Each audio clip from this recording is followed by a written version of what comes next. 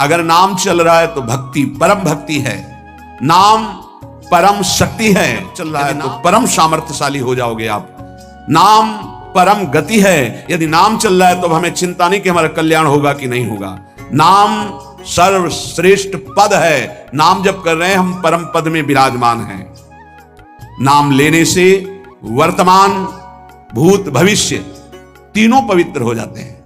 भूत में जो हमसे गंदे आचरण हुए, वर्तमान के नाम हो जाता है। वर्तमान के नाम जप करने से वर्तमान तो पवित्र है ही, भविष्य पवित्र हो जाता है। हमारा भविष्य बड़ा उज्जवल होगा। अविराम नाम जप कर, अविराम माने निरंतर। मेरे डर से अग्नि प्रज्वलित होती है, मेरी ही शक्ति दाहिका और प्रकाशिका शक्ति है। मेरे ही बल से सूर्य प्रकाशित होता है, मेरे ही बल से वायु बलशाली है, मेरे ही बल से इंद्र और नाना प्रकार की दैवी शक्तियां अपना कार्य करती हैं। मृत्यु मेरे ही बल से अपना अपना कार्य कर रहे। मेरा शरणागत, मेरा नाम जपक, कोई भी त्रिभुवन की शक्ति उसे परास्त करना चाहे ऐसा कभी नहीं हो सकता। देखो कितना बड़ा बल नाम जापक के पास। अधिक क्या, नित्य देहधारी भक्त को भी मेरा सुदर्शन चक्र भी नहीं काट सकता। जो मेरा नाम जप कर रहा है, मेरे सुदर्शन चक्र की भी सामर्थ्य नहीं। एक बार सत्संग में पीछे सुनाया था, देवर्षि नारद जी बड़े लीला बिहारी हैं। वो हर लीला भगवान की नाम महिमा, गुण महिमा, शरणागति की महिमा पुष्ट करने के लिए ही प्रकट करते हैं। वो भगवान का साक्षात स्वरूप है। प्रताप रुद्रेशा उस राजा का शायद नाम था। वो बड़ा प्रतापी चक्रवर्ती सम्राट पद पर भगवान रघुनाथ जी विराजमान थे। श्री राम जी, बड़े बड़े ब्रह्म ऋषि सब विराजमान, सभा लगी हुई थी। नारद जी बाहर मिल गए उनको और कहा, अंदर प्रभु के दर्शन करने जा रहे हो? नारद जी को प्रणाम किया। जी। तो वहां बहुत से ब्रह्म ऋषि बैठे हैं, सबको प्रणाम भी करोगे? हाँ जी, तो मर्यादा है संतों को प्रणाम। तो विश्वामित्र जी को भी प्रणाम करोगे? हाँ, क्यों, वो तो ब्रह्म ऋषि हैं। क्यों, ब्रह्म ऋषि कहाँ है? तो कौशिक वंश में प्रकट हुए, क्षत्रिय कुल में। उनका नहीं, तपस्या से तो ब्रह्म पद प्राप्त किया है उन्होंने। हाँ, पर मूल में तो नहीं। आपका उद्देश्य क्या है? बस ऐसे कर लेना, माथा मत रखना। देवर्षि नारद जी के सब ऋषियों के माथा रखना। गए भगवान के दरबार में, भगवान को नमन किया सब ऋषियों के चरण। विश्वामित्र जी के सामने जाके ऐसे करके ध्यान भी नहीं दिया। सभा जब पूर्ण हुई, विश्वामित्र जी के पास नारद जी बैठे, बोले, आपने कुछ देखा भगवान? विश्वामित्र जी ने कहा, क्या? वो प्रताप रुद्र को। क्या बात, क्या? सबको तो माथा रख के प्रणाम किया, आपको ऐसे किया, आपने देखा नहीं? ऐसे तो किया, ये तो देखा, हमारा ध्यान नहीं गया, इसमें कोई विशेष बात है? बोले, हाँ, वो कह रहे थे कि मूल में तो क्षत्रिय ही है ना, ब्रह्म ऋषि तो बाद में तपस्या से, उसकी इतनी हिम्मत, मतलब एकदम अग्नि प्रज्वलित कर दी। हमारा दंड तो मिलना ही चाहिए। देवर्षि नारद, आप जैसे ब्रह्म ऋषि के साथ ऐसा वर्त उसको उधर सिखाया था और इधर ऐसे आवेश में खड़े हुए कहा, रघुनाथ, आपके दरबार में हमारा अपमान हो। भगवान, आपका अपमान कौन? प्रताप। वो जब चले गए, आपका आदेश क्या है? शाम तक उसका मस्तक हमारे चरणों में होना चाहिए।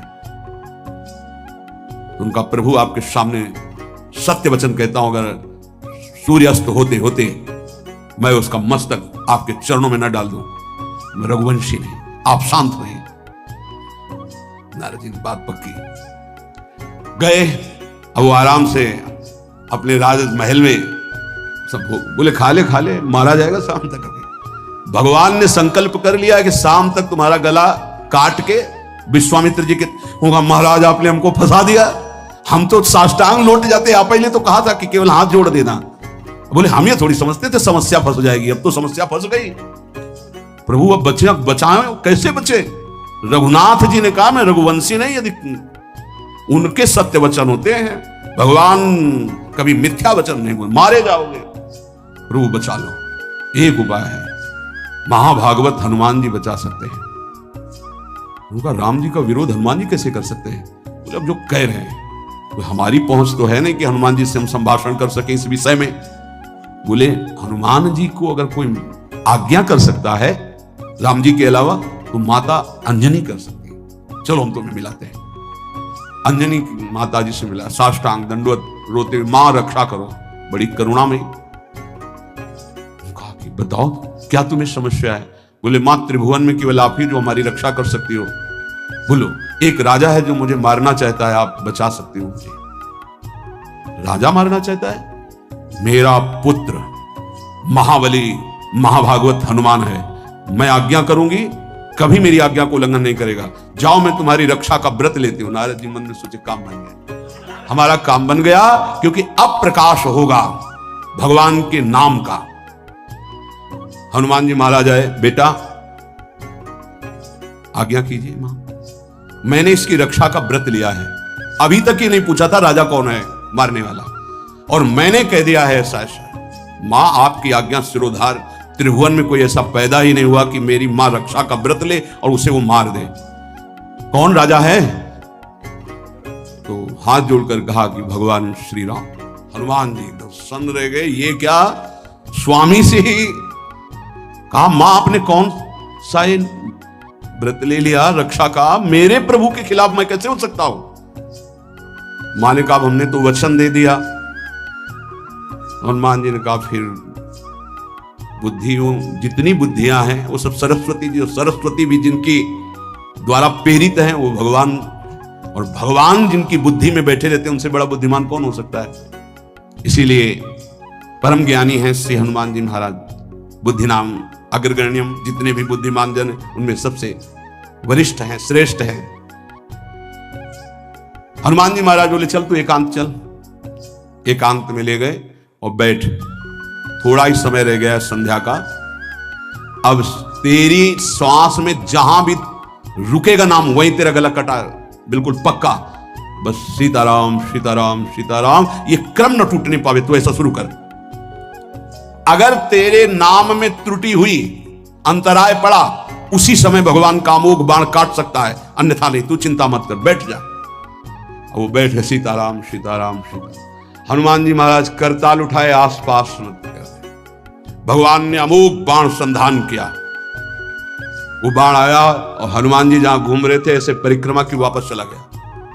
भगवान ने कहा आज तक ऐसा नहीं हुआ। अमोघ बाण मोघ कैसे हो गया, लक्ष्य को बेधे बिना वापस कैसे आ गया। दूसरा बाण भगवान ने संधान नहीं किया। है क्या, कौन है त्रिभुवन में ऐसा जिसको बाण बिना बेधे वापस चला गया।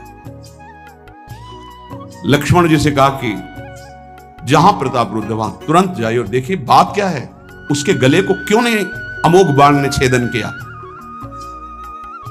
गए, सर्वज्ञ वहां जो स्थिति देखी तो हनुमान जी की आंखों में अश्रु चल रहे थे। नाम संकीर्तन घूम घूम के, और वो आंख मूंदे बस सीताराम सीताराम। परम प्रेमी लक्ष्मण जी भी तालियां बजाकर शुरू कर दिया, सीताराम सीताराम। राम जी ने विचार किया कि बाण तो वापस आ गया, लक्ष्मण जी वापस ही नहीं आए, सूचना ही नहीं। और विश्वामित्र जी कह रहे हैं तो आपने प्रण लिया था कि संध्या होते होते। भगवान ने कहा कि आप धैर्य धारण कीजिए गुरुदेव, मैं स्वयं जाता हूं। जब कहा कि मैं स्वयं जाता हूं तो बोले मैं भी स्वयं चलूंगा, देखूंगा तुम निर्णय क्या करते हो।